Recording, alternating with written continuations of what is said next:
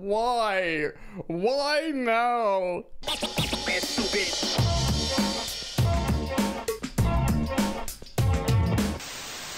Wagwan, jeez.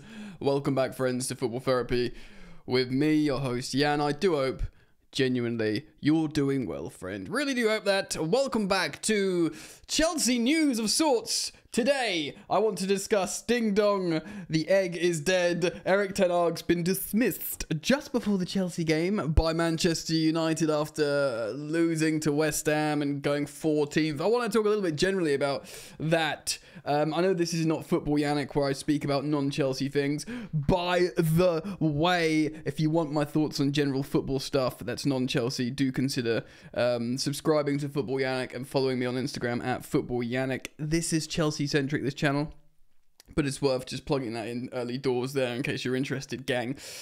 Yeah, talk a little bit about United sacking Ten Hag, what that means for the new manager bounce or the shop window bounce. Of course, they will be coached by Ruud van Nistelrooy.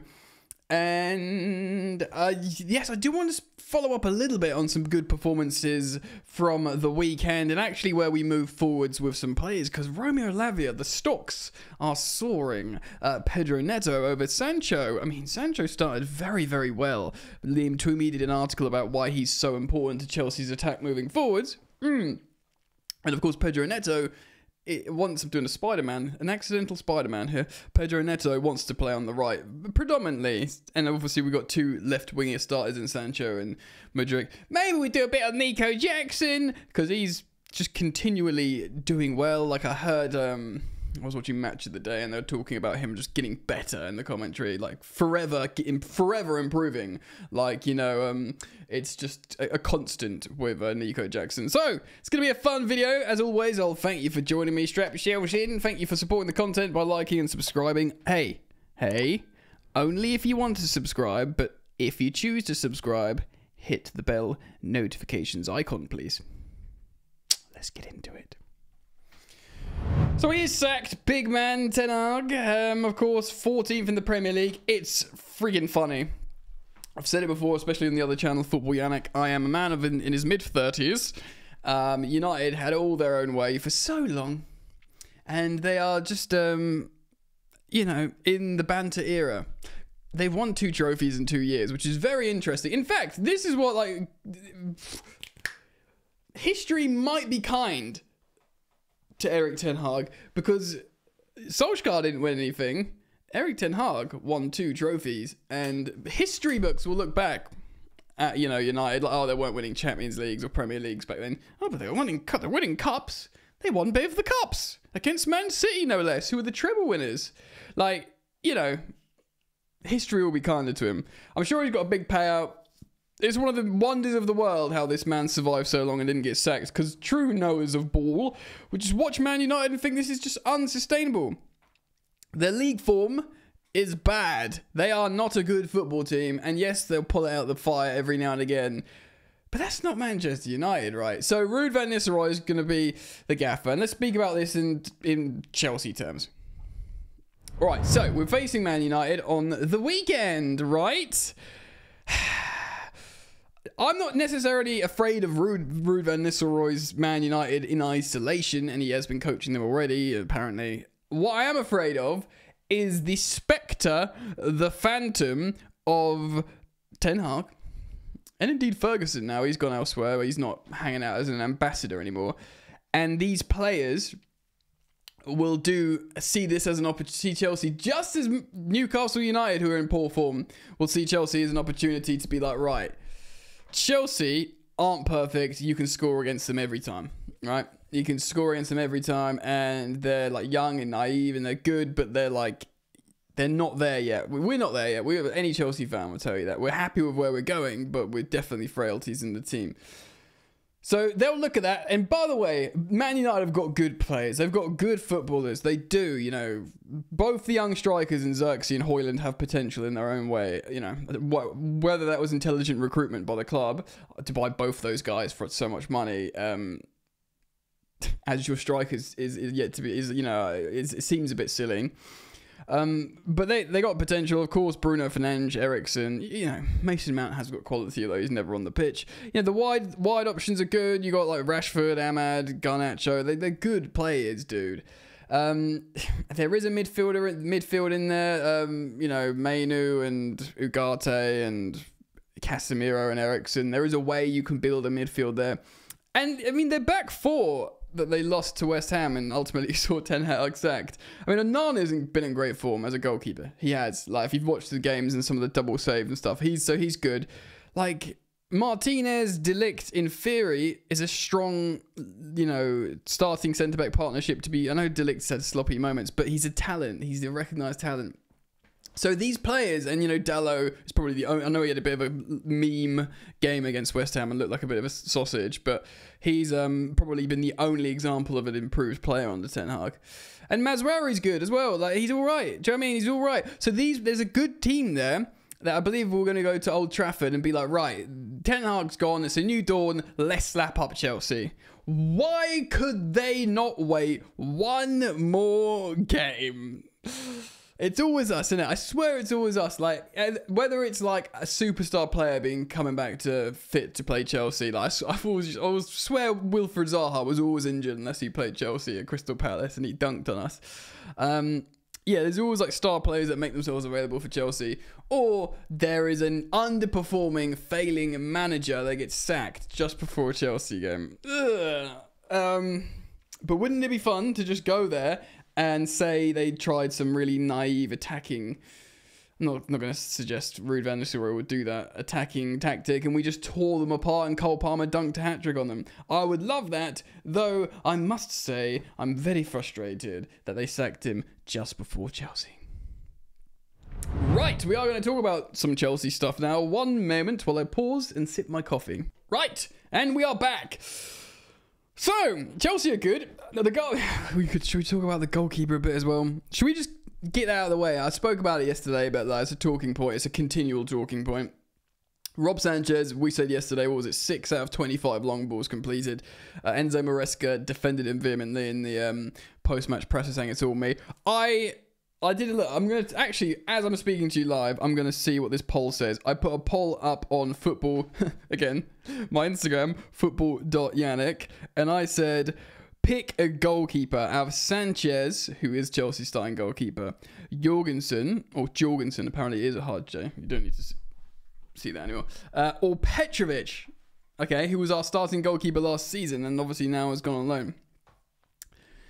Rob Sanchez, Chelsea's starting goalkeeper, has 13% of the votes. 13. I thought there'd be more purely because the gaffer was backing him and we've seen him have the odd amazing game.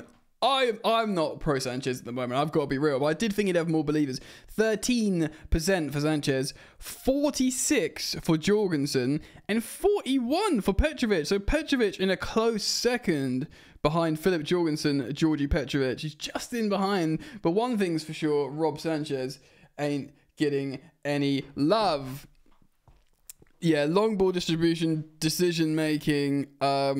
I've got nothing against the guy. He seems like one of the boys. They all seem to love him. Like the way he jumped on Reece James when he made that diving header clearance at the end. Excuse me, burping into the microphone there. That's gross. Togetherness. I dig it. I'm down. But, yeah, I just think, like, he is the clear weak link. He for me, isn't like a young developing player that's gelling with the team. He's had enough time. He's been with the team, well over a year now. He's not a child. He's mid-20s. And I just don't think he's... I think the thing that's a problem is more about him and it's not going to change rather than a developing skill. But let's talk about the good now. Romeo Lavia. Liverpool wanted him. We got him. He rejected Liverpool. Much like I said, we're playing the double pivot of rejected Liverpool at the moment. And Moises Caicedo and Romeo Lavia. Both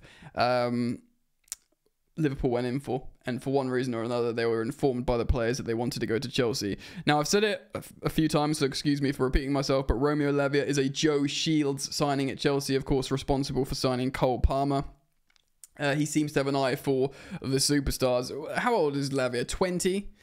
in that midfield, and he's impressing me. I profiled him as a kind of dribbling Kovacic type of player watching him at Southampton, but he seems so much more. I'm not saying he's better or more accomplished than Kovacic at the moment. Kovacic obviously won all kinds of trophies, but he's much older. But for his age, I feel like he's got so much, and he more significantly and more poignantly, he looks like he combines really, really well with Moyes' Caicedo. Now, as my position is now, I benched Enzo Fernandez for Romeo Lavia for a big game. Done.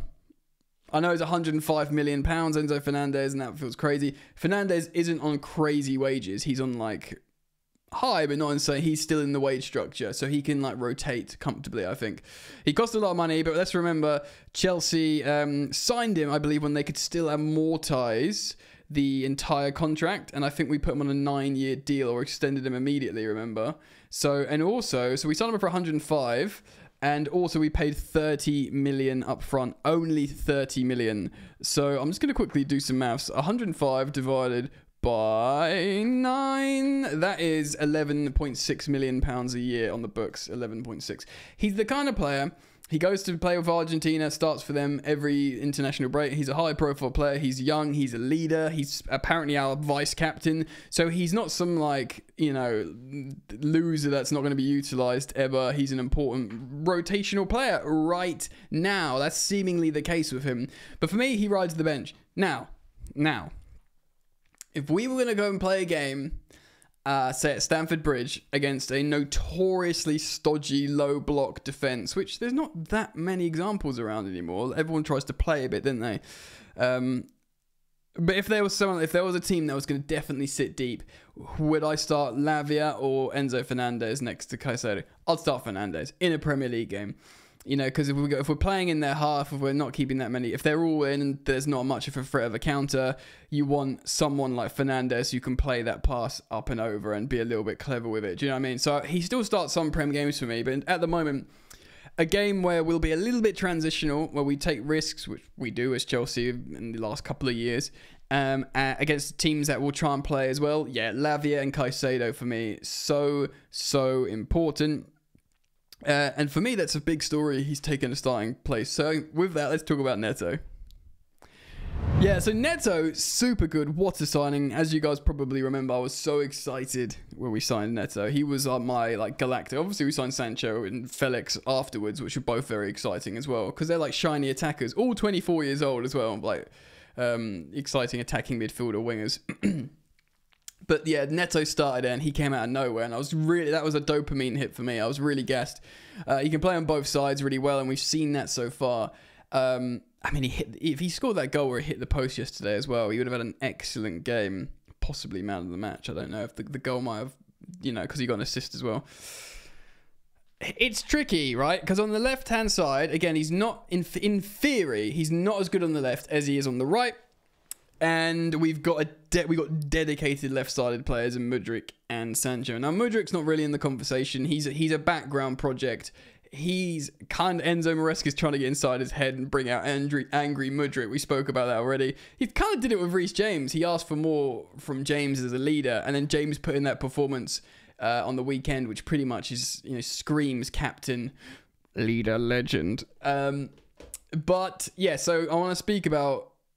So Mudryk aside, I want to speak about Neto versus Sancho. And again, like I said, with Fernandez and Lavia, there will be horses for courses in opposition. Yesterday, it made a lot of sense to play Neto because Livramento is so quick. And, Sancho's not blessed with speed. He slows the game down, if anything, in a good way. Deliberately puts his foot on the ball and slows it down. Liam Twomey wrote an article on The Athletic about how the game Sancho played in, of course, he got 3 consecutive assists and won a penalty, which is important, dribbling in the box.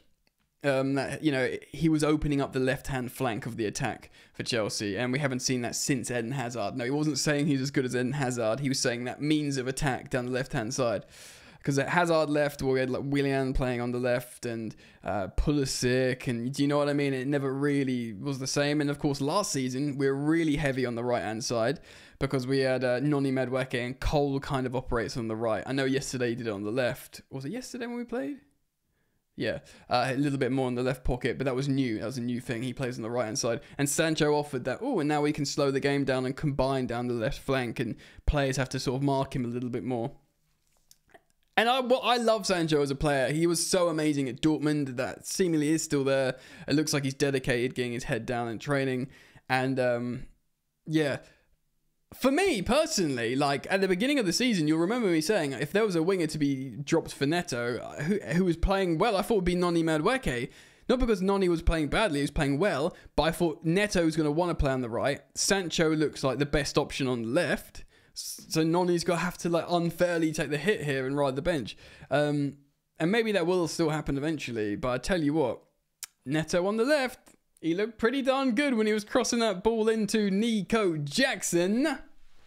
Let's finish on Nico. Of course, another goal. And not just the goal, a great performance. Again, I refreshed my memory watching Match of the Day and looking at the combinational chemistry between him and Palmer. Runs, just making the first time passes, knowing each other's going to be running.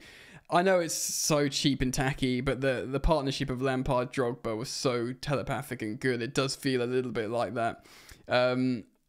But Nico Jackson deserves his plot. And what happens if Nico Jackson finishes the season, the Premier League season, with, I don't know, 18 Premier League goals, 1-8. Say 18 Premier League goals and 7 assists. So whatever, a good amount of Premier League goal involvements. Do we go and buy a striker, or do we look at who can be a deputy to him? Or again, of course, we've got to know what's going to happen with Nkunku. I still wonder. I said it to you guys. I love Nkunku. I genuinely think he's the best finisher at the club, or on par with Palmer. But he's definitely the best finisher out of him and Jackson. Nkunku is. But Jackson has to start because he's profiled better as a centre forward. No, he seems to play better as a centre forward. He's got amazing chemistry with Cole Palmer. He's deceptively fast, Jackson. And he can play for 90 minutes and just not get injured. So Jackson has to start.